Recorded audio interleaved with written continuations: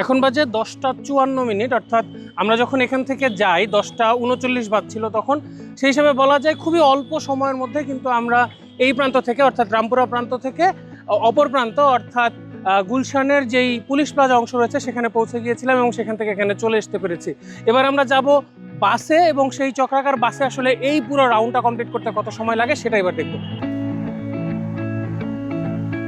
রামপুরা থেকে চক্রাকার বাসে করে গুলশান পুলিশ প্লাজায় যাবার লাইনে আমরা এখানে প্রায় 5 থেকে 7 মিনিটের মতো আমরা লাইনে দাঁড়িয়েছি। মজার ব্যাপার হলো আমরা প্রথম বাসটি মিস করি, যদিও পরের বাসটি আবার 2-1 মিনিটের মধ্যেই চলে আসে, অর্থাৎ প্রায় সঙ্গে সঙ্গেই চলে আসে। তো চলুন যাওয়া যাক।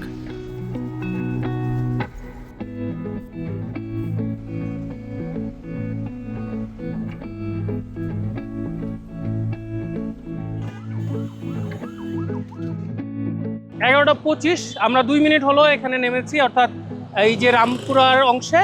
এখানে কিন্তু এই যে দীর্ঘ যেই লাইনটি আপনারা দেখতে পাচ্ছেন সেই দীর্ঘ লাইনে করেই আমাদেরকে যাওয়ার সময় উঠতে হয়েছিল। আমরা 11টা 03 গাড়িতে উঠি এবং এখন 11টা 25 অর্থাৎ 11টা 23 আমরা নেমেছি। এখানে 20 মিনিট সময় লেগেছে। আর যখন আমরা ওয়াটার ট্যাক্সিতে গিয়েছি দর্শক তখন কিন্তু আপনারা দেখেছেন প্রায় অর্ধেক অর্থাৎ 10 মিনিট সময় কিন্তু আমাদের জন্য যথেষ্ট ছিল।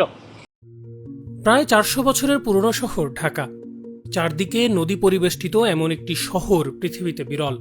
পুরনো নথি ঘাটলে দেখা যায় এ শহরের অভ্যন্তরে জালের মতো ছড়িয়ে ছিটিয়ে আছে অসংখ্য খাল ও জলাধার, যেগুলোর সঙ্গে সংযোগ ছিল চারপাশের নদীগুলোর। কিন্তু নগরায়নের কারণে গত কয়েক দশকে প্রাকৃতিক এই জলাধারগুলো ভরাট, দখল, অবরুদ্ধতার কবলে পড়েছে। নদীর সঙ্গে সংযোগ বিচ্ছিন্ন হওয়ার কারণে বৃষ্টির মৌসুমেও জলাধারগুলো হয়ে ওঠে জলাবদ্ধতার প্রধান কারণ।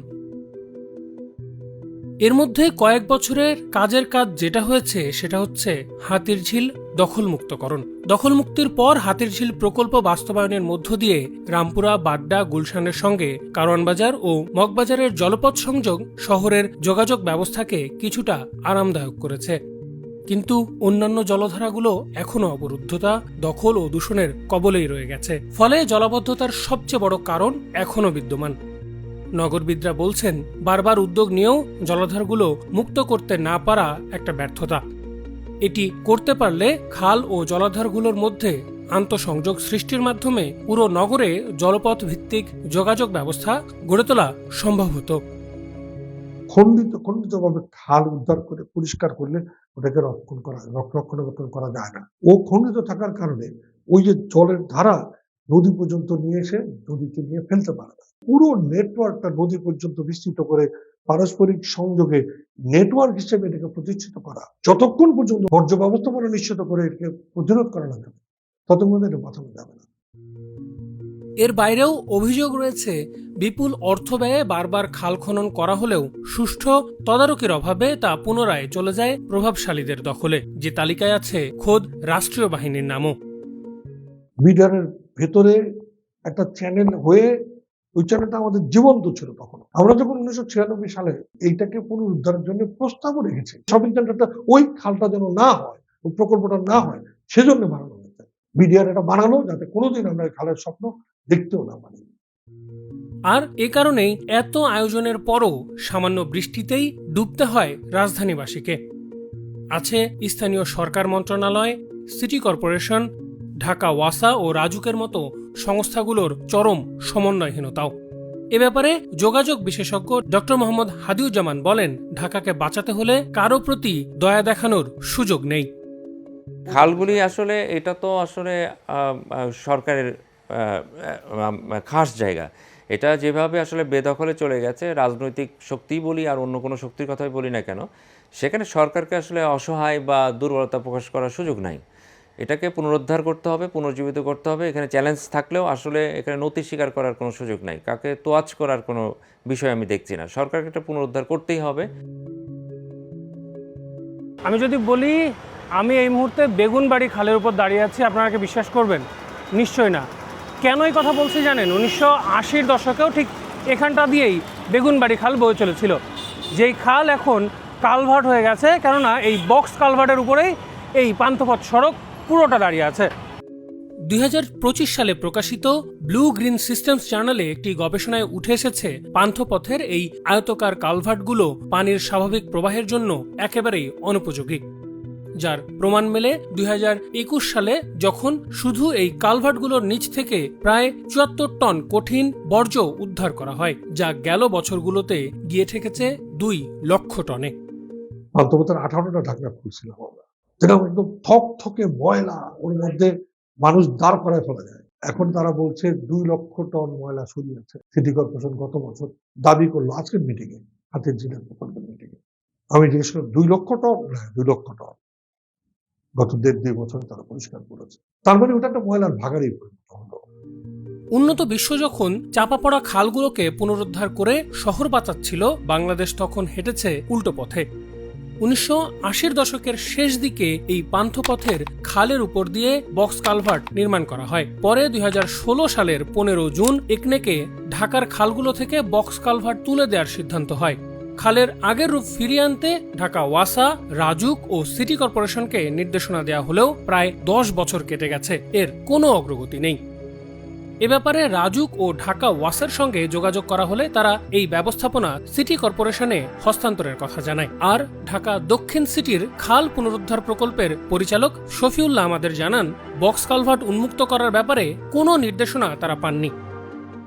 4টা যে বক্স কালভার্ট আছে আমাদের দক্ষিণে, পান্থপথ, রামপুরা, কি বলে আরামবাগ, সেগুনবাগিচা বক্স কালভার্ট, আর একটা ধোলাইখাল বক্স কালভার্ট, আর একটা হচ্ছে পরিবার বক্স কালভার্ট। এগুলো তো সব হচ্ছে হাইলি বিল্ট আপ এরিয়া, একটা রাস্তা 2 পাশে।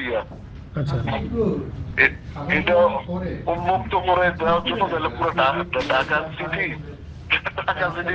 বাঁধতে হবে, বাইরে নতুন ভাবে প্ল্যান করতে হবে, বুঝতে পারছেন? আমরা এরকম নির্দেশনা পাইনি এখন পর্যন্ত, বুঝতে পারছেন? ঢাকার সড়ক পথের সবচেয়ে বড় গলার কাটা যানজট, যা কমিয়ে আনতে মেট্রো রেল, মনোরেল, উড়াল সেতু থেকে শুরু করে এলিভেটেড এক্সপ্রেসওয়ের মতো বড় বড় প্রকল্প নিয়েছে বিভিন্ন সরকার। কিন্তু বিশেষজ্ঞরা বলছেন, বেগুনবাড়ি খাল পুনরুদ্ধার করে ধানমন্ডি লেক ও হাতের ঝিলকে যুক্ত করে ধানমন্ডি থেকে গুলশান, বাড়িধারা নৌরুট তৈরি এবং বনানী লেক ও রামপুরা খাল সচলকরণ সহ ঢাকার পুরনো নৌপথ ফেরানো গেলে সড়কের চাপ প্রায় 30% কমানো সম্ভব। ঢাকা শহর যেহেতু একটা ম্যাচিউর সিটি, চাইলেও আমি এখানে আসলে 10 কিলোমিটার রাস্তা সেটা বানানো সম্ভব না। যদিও ঢাকার চারপাশে নদীর লুপটা হচ্ছে 110 কিলোমিটার, কিন্তু আমরা লেক এবং খাল যদি আন্তঃসংযোগ তৈরি করতে পারি, তাহলে আমার ব্লু নেটওয়ার্কের পরিমাণ হবে প্রায় 450 কিলোমিটার। তো 450 কিলোমিটার কিন্তু একটা বড় একটা পথ। অর্থাৎ আমার সড়ক পথে যে যানবাহনগুলি আছে তাদের অফলোড করার একটা বড় সুযোগ। এই ব্লু নেটওয়ার্কের জন্য একটা পরিপক্ক ফিজিবিলিটি স্টাডি লাগবে। নৌপথ, রেলপথ এবং সড়ক পথের যে মেলবন্ধন, সেই মেলবন্ধনটা আসলে তৈরি করতে হবে। খালটা আবার পুনরুদ্ধার করে হাতের ঝিলের বেগুনবাড়ির সাথে যুক্ত করা হোক, এবং খালের 2 পাশে 2টা সার্ভিস রোড রেখে তার উপরে পিলার দিয়ে, অর্থাৎ খালের মাঝখানে পিলার দিয়ে একটা এলিভেটেড রোড তৈরি করি। এলিভেটেড রোডটা এই যেমন এলিভেটেড এক্সপ্রেসের সামনে আছে, পিলার রূপে আছে তো। এর বাইরেও স্থানীয় গণমাধ্যমে প্রায়ই বিভিন্ন প্রকল্প বাস্তবায়নের দীর্ঘসূত্রিতার কারণ হিসাবে দেখা হয় জমি অধিগ্রহণকে। প্রকল্পের মোট ব্যয়ের প্রায় 1/3 জমি অধিগ্রহণের ব্যয় হিসাবেও দেখানো হয়। সেখানে বিশ্লেষকরা মনে করেন, খাল উদ্ধার করে যোগাযোগ ব্যবস্থা তৈরি করার ক্ষেত্রে এই ভূমি অধিগ্রহণ ব্যয় থাকবে না বললেই চলে। প্রজেক্টের যে দীর্ঘসূত্রিতার মধ্যে পড়ার যে একটা মানে সংস্কৃতি আমরা দেখি, তার একটা বড় কারণ কিন্তু আসলে জমি অধিগ্রহণ। এখানে অনেক জটিলতা আছে এবং তার সাথে তো আসলে ব্যয়ের একটা বিষয় আছে, কারণ জমি অধিগ্রহণ এখন সরকারি নিয়মে প্রায় 3 গুণ আপনাকে এখানে ক্ষতিপূরণ দিতে হয়। তো সে জায়গায় খালগুলি রিস্টোর করা, এই জায়গায় আমি বলবো যে খালগুলো রিস্টোর করার সুযোগ আছে সেটা তো এখনই করে ফেলতে হবে। আর যেগুলো দখল হয়ে গেছে সেখানে যদি ভবন নির্মাণও হয়ে থাকে, সরকারকে আসলে উদ্যোগ নিতে হবে। এটা তো অবৈধ দখল হয়েছে। শুধু পান্থপথ বা বেগুনবাড়ি খালি নয়। 2024 সালে river and delta research centre বলছে, রূপনগর, কল্যাণপুর, রামপুরা, জিরানি, মান্দা সহ চিহ্নিত 15টি খাল খনন করতে পারলে নগরীর জলাবদ্ধতার সমস্যা 80% সমাধান সম্ভব। পান্থপথের বক্স কালভার্ট হোক কিংবা ঢাকার অন্যান্য খাল, যেভাবে ময়লা কিংবা কংক্রিটের চাপে চাপা পড়ে কাঁদছে, তা চলতে থাকলে এক সময়ের ব্লু নেটওয়ার্ক যে আর ফিরিয়ে আনা সম্ভব হবে না তা বলাই বাহুল্য। এখন দেখার বিষয়, নতুন সরকার কি পারবে ঢাকার এই হারিয়ে যাওয়া নৌপথ ফিরিয়ে এনে ঢাকাবাসীকে যানজট ও জলাবদ্ধতা থেকে মুক্ত করতে।